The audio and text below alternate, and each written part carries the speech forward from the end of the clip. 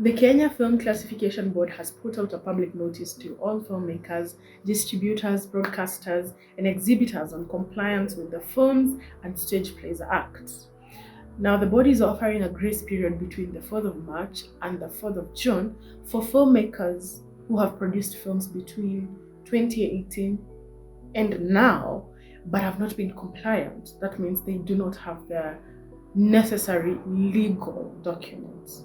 Now, this would be a very good thing because they're encouraging them to take advantage of this opportunity for them to be able to distribute and monetize their work. But are there really distribution or monetization opportunities for Kenyan filmmakers? Hi, my name is Nancy Wanja and welcome to Lights Camera Kills. KFCB is a state corporation established under the Films and Stage Plays Act to regulate creation, broadcasting, possession, distribution, and exhibition of films or audiovisual materials in Kenya.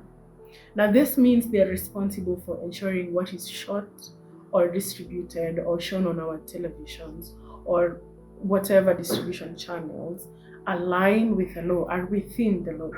So these materials will include feature film, short films, TV series, web series, docu-series, documentary, corporate video, music video, testimonial, infomercial, and advertisements or commercials. Now, who benefits from this grace period? The people that are going to benefit are the people that have made films between 2018 and now and did not have licenses to do so they were not compliant with the law, and ideally have had maybe the opportunity to distribute or enter into festivals, and they have not because they lack these documents or these legal requirements. By benefit, it means they can now go and pay. They're not being given these licenses for free. They now have the opportunity to basically right their wrongs. On TikTok last week, there's a guy I saw that was talking about how he was not able to enter his film in a festival. I don't know if it's the Kitale Film Festival or whatever festival, but they were not able to enter because they either didn't have a classification certificate or they didn't have a filming license. Now he can take advantage of that opportunity. However, if it was Kitale Festival, ilishaisha, so he doesn't get to benefit from that. Anybody that has a film that they did between 2018 and now and is thinking, oh, this was a golden opportunity, it has presented itself, now I can be compliant. There are processes that you would need to follow for you to get that license. So let's go through the process. For you to get a license at KFCB to make a film, you do not get a license as an individual, as a person. You have to be a registered local filmmaker or film agent. So that means me as Nancy Wanja, I can't go to KFCB and say I want to do a film and they're going to give a license to Nancy Wanja. They don't do that. They usually give it to a local filmmaker or a film agent. Now that means I have to be registered with KFCB. For me to register with KFCB, I cannot register as an individual as Nancy Wanja. I must register either as a company or a business, a registered business or company. Now, where am I registering? With KRA. So basically, a citizen, you go register as a business or a company, and only then can you register as a local filmmaker or a film agent. Now, a local filmmaker is anybody that wants to produce films, not anybody, a registered business or company that wants to produce films and belongs to a citizen of this country. So for example, me, I have my company that is my business, it's not a company, that is Anansi Wanja Production. So that is what I used to register as a local filmmaker. The registration is free for local filmmakers. You just go on their website, you complete the application process. Once you're done creating that account, you don't pay anything, and then now you're a certified filmmaker, local filmmaker. For the film agent, it's different. You still need to be either a business or a company. But now, as you're registering as a local or as a film agent, you need to pay an annual fee that is 12,000. So now the only difference between the two is a film agent can facilitate licenses for other people. Sana foreigners who are coming in to do films. Once you're done with that, you'll get a certificate license to show that you're registered. And now then you can take a filming license. Now, of all the audiovisual materials I mentioned, it depends with what you want to shoot. So if you want to shoot a documentary or an advert or a short film, the filming fee is 5,000. If you want to shoot a feature TV series, docu-series, web series, long form, you are going to pay 15,000 shillings to get a filming license.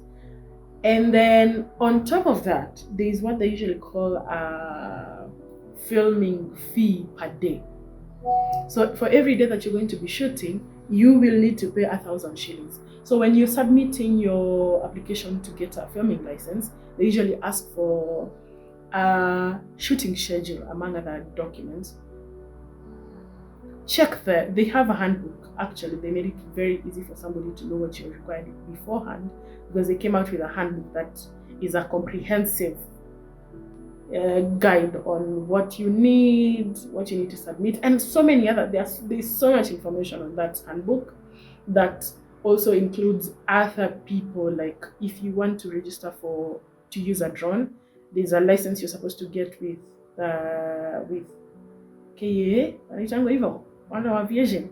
So they have also included it in the handbook if you want to shoot in restricted areas, protected areas, kama forest, game parks and whatever. It's in the handbook. Among the documents that you're supposed to submit is the shooting schedule, so they know how many days you're going to be shooting, and then you take that number of days times 1,000, and that is how much money you have to add on top of the filming fee you paid. So say you're shooting a short film, it's 5,000 plus the number of days you're going to shoot. If it's 3 days, plus 3,000. That is how much your filming license is going to cost. Then after you're done with your film, it needs to be classified. Kenya Film Classification Board, the classification. Ioni, they are regulating what is being broadcast, what is being exhibited.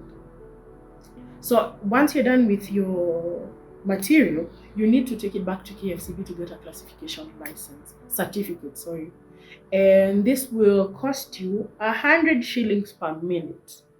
So the length of your material in minutes, and then multiply by 100. Okay, so once you're done with that, you think, okay, I'm done, I'm good. No, you're not done. Your marketing material, which is your trailer and your poster, need to be classified.